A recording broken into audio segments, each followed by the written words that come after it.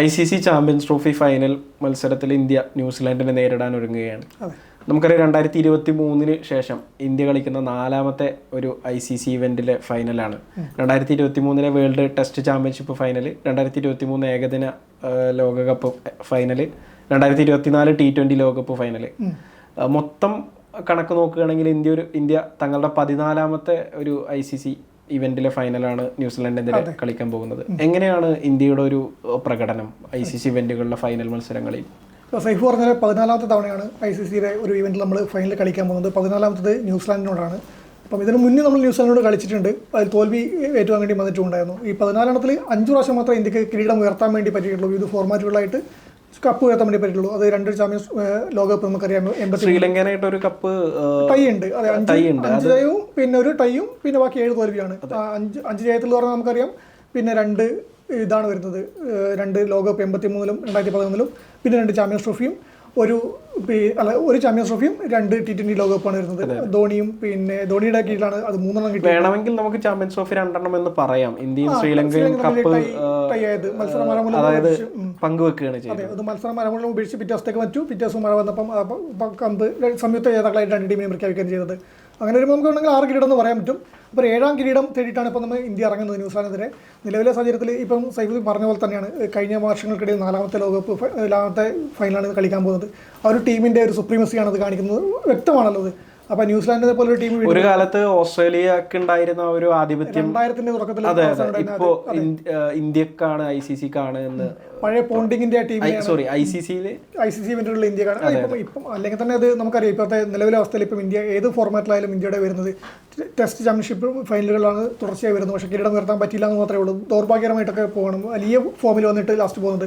അപ്പോൾ കഴിഞ്ഞ ഏകദിന ലോകകപ്പിൽ ഓസ്ട്രേലിയയോട് തോൽക്കേണ്ടി വന്നതും നമ്മൾ കിരീടം ഉറപ്പിച്ചൊരു മത്സരത്തിലായിരുന്നു ഇന്ത്യക്ക് വീണുപോയത്.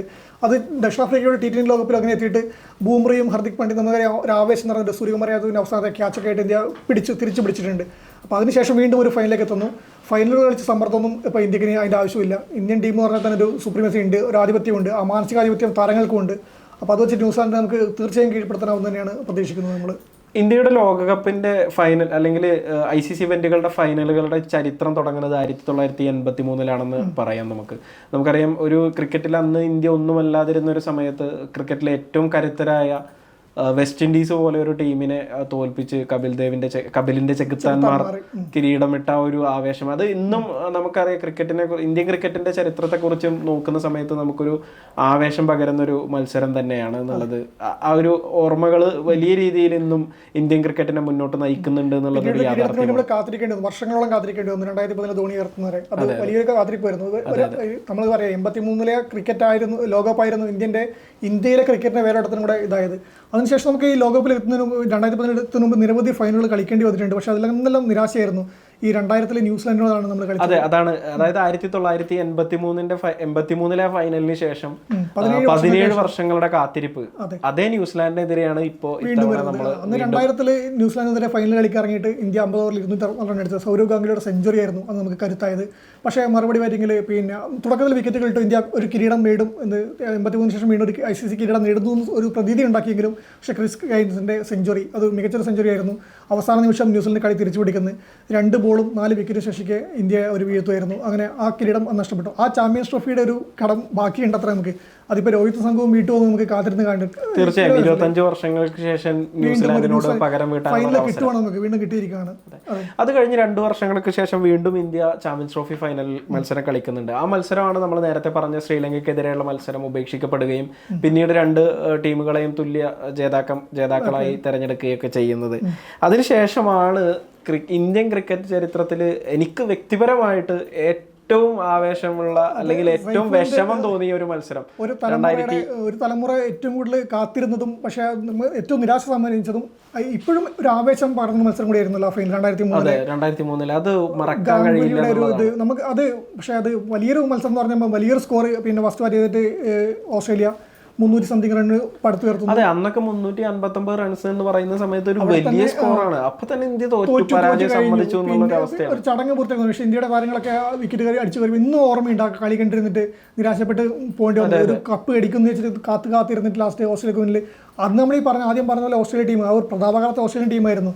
അതിന് ഫൈനൽ നമ്മൾ എങ്ങനെയും വീഴുന്നുള്ള പ്രതീക്ഷയായിരുന്നു. സച്ചിനൊക്കെ വരുന്നു പോകുന്നു, വിക്കറ്റ് പോകുമ്പോഴൊക്കെ അന്ന് നെഞ്ചി ഇടിച്ചതൊക്കെ എനിക്ക് ഇപ്പോഴും ഓർമ്മയുണ്ട്. അന്നത്തെ ഇന്ത്യ പാകിസ്ഥാൻ മത്സരങ്ങളൊന്നും ഒരിക്കലും മറക്കില്ല ലോകകപ്പിലൊക്കെ വരുന്നത്. അതാണ് ആ ലോകകപ്പ് അന്ന് 2003 നമുക്ക്. അതുപോലെ തന്നെ എനിക്ക് മറക്കാനാവാത്തൊരു മത്സരം എന്ന് പറഞ്ഞാൽ അന്ന് ഈ ഇംഗ്ലണ്ടിനെതിരെ ആശിഷ് നെഹ്റയുടെ ഒരു ബൗളിംഗ് പ്രകടനമൊക്കെ എനിക്ക് ആ ഒരു ലോകകപ്പ് മൊത്തത്തിൽ ഒരു വളരെ സംഭവബഹുലമായിട്ടുള്ളൊരു ടൂർണമെന്റ് തന്നെയായിരുന്നു എന്ന് നമുക്ക് വേണമെങ്കിൽ പറയാം. അന്നത്തെ ഓസ്ട്രേലിയനെ ആ ഓസീസ് കരുത്തിനെ കീഴ്പ്പെടുത്താൻ ഇന്ത്യൻ ടീമിന് സാധിച്ചില്ല എന്നുള്ളതാണ് യാഥാർത്ഥ്യം. പിന്നെയാണ് അവിടുന്ന് ഒരു 4 വർഷങ്ങൾക്ക് ശേഷം ഇന്ത്യൻ ക്രിക്കറ്റിന്റെ ഒരു പുതിയ ജനറേഷൻ എന്നൊക്കെ പറയുന്നത് പോലെ ധോണിയുടെ ഒരു ക്യാപ്റ്റൻസി ഒക്കെ വരുന്നത്. അതെ, 2007 ഒരു T20 എന്ന് പറയുന്ന ഒരു ലോകകപ്പ്. ഒരുപക്ഷെ അതോടുകൂടിയിട്ട് അതിനുശേഷം ഒരു ഏകദിന ലോകകപ്പ് അത്ര ആവേശകരമായ ഒരു ലോകകപ്പ് കണ്ടിട്ടില്ല എന്നുള്ളതാണ്. 2003 ശേഷം ഒരു ആവേശകരമായ ലോകകപ്പ് കണ്ടിട്ടില്ല. അതെ അതെ, T20 വരികയും ചെയ്തു. 2007 പാകിസ്ഥാനെ തോൽപ്പിച്ചാണ് ഇന്ത്യ.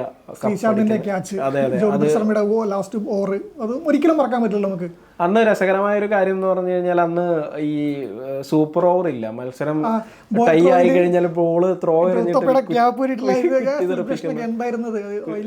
അതായത് ബോൾ ഔട്ട് ആയിരുന്നു, കുറ്റിക്ക് സ്റ്റെമ്പ് എറിയുക, ഈ പെനാൽറ്റി ഒക്കെ. ഒരു മത്സരത്തിൽ മാത്രമേ അത് നടന്നിട്ടുള്ളൂ ചരിത്രത്തിൽ. അതാണ് അത്.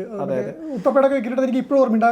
ഉത്തപ്പ വിക്കറ്റ് എടുത്തിട്ട് ക്യാപ്പ് ഇട്ട് കാണിക്കുന്നൊക്കെ എന്ത് രസമായിരുന്നു സംഭവം. അതെ, ആ ഒരു ടൂർണമെന്റ് ഒരിക്കലും നമുക്ക് മറക്കാൻ, പ്രത്യേകിച്ച് ധോണി ആരാധകൻ എന്ന നിലയിൽ ഒരു വലിയ ആവേശം കിട്ടിയിട്ടുള്ള ഒരു മത്സരം കൂടിയാണ്. അത് ഈ പറഞ്ഞ പോലെ തന്നെ നമ്മൾ ഇതിനിടയ്ക്ക് നമ്മൾ പറഞ്ഞിരുന്നത് ശ്രീശാന്ത ക്യാച്ച് എടുക്കാൻ പോകുമ്പോൾ സാധാരണ ഉത്തപ്പയൊക്കെ പ്രാർത്ഥിക്കുമായിരുന്നു. നേരെ താഴേക്കും ശ്രീശാന്ത് അയ്യോ ശ്രീശാന്തിന് ഈ ബോൾ കാണാത്തൊരു പ്രശ്നമുണ്ടെന്നൊക്കെ പറഞ്ഞ് അടുത്തിടെ ഒരു ഇന്റർവ്യൂ പറഞ്ഞിരുന്നു.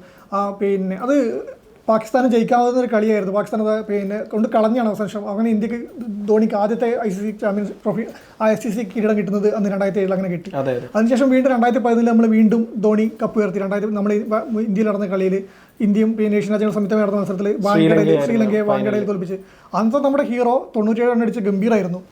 ആരും അധികമൊന്നും വാഴ്ത്തപ്പെടാണ്ട് പോയൊരു ഹീറോ ആയിരുന്നു ഗംഭീർ. ആ ഗംഭീറാണ് നമ്മുടെ കോച്ച്. അതുകൂടെ നമ്മൾ ഓർക്കണം. ഗംഭീറിന്റെ കീഴിൽ ഗംഭീറിന്റെ ഇത് എല്ലാവരും പറയുന്ന ലോകകപ്പിൽ 2010 ലോകകപ്പ് പറയുമ്പോൾ ധോണിയുടെ 6 മാത്രമായിരിക്കും. അതൊരു ഒരിക്കലും മറക്കാൻ പറ്റാത്തൊരു മൊമെന്റ് തന്നെയാണ്, സമ്മതിച്ചു. അത് അങ്ങനെ തന്നെ ഗംഭീർ ജേഴ്സിയിലൊക്കെ വളരെ ഗംഭീർ ആ ടൂർണമെന്റിൽ ഉടനീളം മികച്ച പ്രകടനം നടത്തിയിട്ടുണ്ട്. യുവരാജിന്റെ ടൂർണമെന്റ് ആണെന്ന് പറയണമെങ്കിൽ കൂടി യുവരാജ് സച്ചിൻ ബാജിക്ക് വേണ്ടി നേടിയ കിരീടമാണെന്ന്, ക്യാൻസറിന്റെ സമയത്ത് നേടിയ കിരീടമാണെന്ന് പറയുമ്പോഴും ഫൈനലിൽ ഗംഭീർ നമുക്ക് മാറ്റി നിർത്താൻ ഒരിക്കലും ആവില്ല. ആ 97 റണ്ണാണ് പിന്നെ ശ്രീലങ്കയുടെ എല്ലാ സ്വപ്നങ്ങളും തകർത്തു. അതെ, 28 വർഷങ്ങൾക്ക് ശേഷം ഒരു ഏകദിന ലോക കിരീടം ഇന്ത്യയിലേക്ക് കൊണ്ടുവരാൻ കഴിഞ്ഞു എന്നുള്ളത് തന്നെയാണ് ആ ഒരു ഫൈനലിന്റെ പ്രത്യേകത. അതിൽ നമ്മൾ പറയുന്നത് തന്നെയാണ് ആ സംഭവം. പിന്നെ നമ്മുടെ ഈ ധോണിയും 6 പറന്നു പോയ സാധനങ്ങളും ക്യാച്ചുകളും വരുന്നത് എല്ലാം നമുക്കൊരു വല്ലാത്തൊരു ആവേശമായിരുന്നത്. ആ കിരീടത്തോടെ വീണ്ടും പിന്നെ ധോണി ഒരു കിരീടം, രണ്ടാമത്തെ ICC കിരീടം കൂടി നേടുന്നു. ഇന്ത്യ വീണ്ടും ഏകദിന ചാമ്പ്യന്മാരാകുന്നു. വീണ്ടും ഒരു ക്രിക്കറ്റിന് വീണ്ടും T20 ലോകകപ്പ് ഏകദിന ലോകകപ്പ് നേടി ഇന്ത്യ വീണ്ടും ഒരു ക്രിക്കറ്റ് ജ്വരത്തിലേക്ക് വീണ്ടും മുങ്ങുമായിരുന്നു ആ സമയത്തോടെ. അതെ, തീർച്ചയായും. പിന്നെ അതിനുശേഷം 2 വർഷം കഴിഞ്ഞിട്ട് ചാമ്പ്യൻസ് ട്രോഫി വീണ്ടും വരുന്നുണ്ട്. ചാമ്പ്യൻസ് ട്രോഫി ഫൈനലിൽ, അതെ, ചാമ്പ്യൻസ് ട്രോഫി ഫൈനലിൽ ഇംഗ്ലണ്ടിനെതിരെ ഇന്ത്യ വിജയിക്കുന്നുണ്ട്.